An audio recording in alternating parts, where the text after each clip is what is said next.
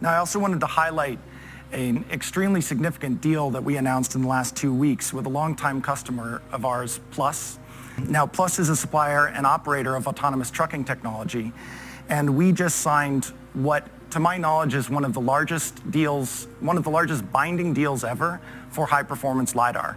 It's a committed agreement to purchase 2,000 sensors for Plus's 1,000 truck fleet deployment over the next 2 years. It's an absolutely massive deal, and they have an end customer that is committed to these volumes. And one of the things that we didn't announce that's so exciting about this is there is a projected forecast of 160,000 sensors on this project over the next 5 years. This is equivalent to a major automaker's commercial run for a vehicle. So, show me the money! This is just one customer. It's a major proof point for us. Again, we've been working with them for a long time. And we have a number of other customers that I think can actually reach this scale, not in 3 years, but today, just like Plus.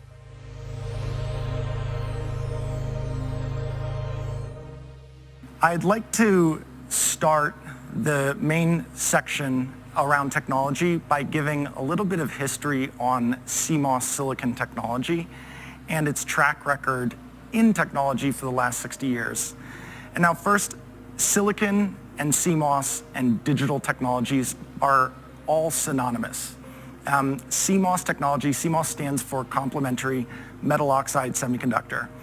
And it's a type of silicon technology that is what you're all familiar with. It's what makes the chips in your smartphone, it's what makes the chips in every personal computer, and all the chips in your cars. It's basically the backbone of our infrastructure, of our information economy, is silicon CMOS technology.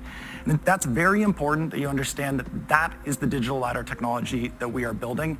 It's a silicon CMOS technology that has an unbelievable track record over the last 60 years of dominating every single industry that it's entered. And it doesn't matter, if it was the CPUs in the 60s, or telecom infrastructure and DRAM, or GPUs, or more modern semiconductor sensor technologies like temperature sensors, GPS receivers, cellular modems, and of course, camera technology in the last 20 years. Every single one of those industries adopted CMOS technology at a certain point and exploded the opportunity for that technology and got in the hands of many more people, broadened the TAM.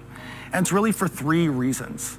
CMOS has a unique capability to give best-in-class price, best-in-class performance that's driven by this exponential scaling law called Moore's Law that has been improving CMOS technology exponentially for 60 years. 1965, when mainframe computers were just beginning to use integrated circuits, Gordon E. Moore published an article in Electronics magazine in which he predicted a very bright future for the computing industry. By tracking the evolution of integrated circuits to date, Moore predicted that the number of transistors in a dense integrated circuit would continue to grow exponentially. This observation became known as Moore's Law. The message I was trying to get across was that integrated circuits were the road to less expensive electronics. It really evolved from being a measure of what goes on in the industry to something that more or less drives the industry. If you compare the first microprocessor, Intel's 4004, to today's 14-nanometer processor, performance is now 3,500 times higher. Energy efficiency is improved 90,000 times, and the price per transistor has fallen by over 60,000 times. If automotive technology had progressed at the same rate, cars would go almost 300,000 miles per hour, get over 2 million miles per gallon, and cost only 4 cents. No other technology that I can identify has made progress at that rate, nor has any had such a profound effect on the society throughout the world.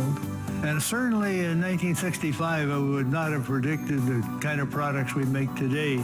They're spectacular, Moore's Law has driven Intel and the industry to make the impossible possible and to completely transform computing to create amazing experiences. The potential is there for this change to continue, and I'm continually amazed at where it seems to be going. Just remember, whatever has been done can be outdone. And finally, the inherent manufacturability and volume manufacturability of CMOS technology. And so this is actually, for those unfamiliar with how CMOS chips are made, this is a silicon wafer. And this is how all CMOS technology is actually made. It's made in wafers at very high volume in billion-dollar facilities by major companies like TSMC, ST Micro, or Intel. And you can buy these in a highly automated process at the millions or billion unit quantity. And then they get diced down into chips.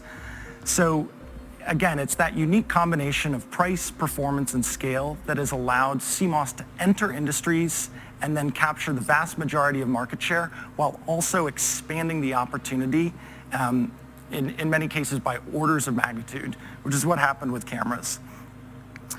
One of the other hallmarks of CMOS silicon technologies is their ability to simplify an architecture by pulling complexity out of a traditional technology and putting it on a CMOS chip. And that's something that's very intuitive in a digital camera. And this is actually the image sensor, the silicon image sensor from an industrial camera, modern camera. And you can see it's just a square centimeter of silicon, costs tens of dollars, but it contains all of the pixels, all of the processing, all of the command and control logic needed to operate a camera. And the only other component in a modern digital camera is a lens. And that architecture is way, way simpler than any analog camera that came before it.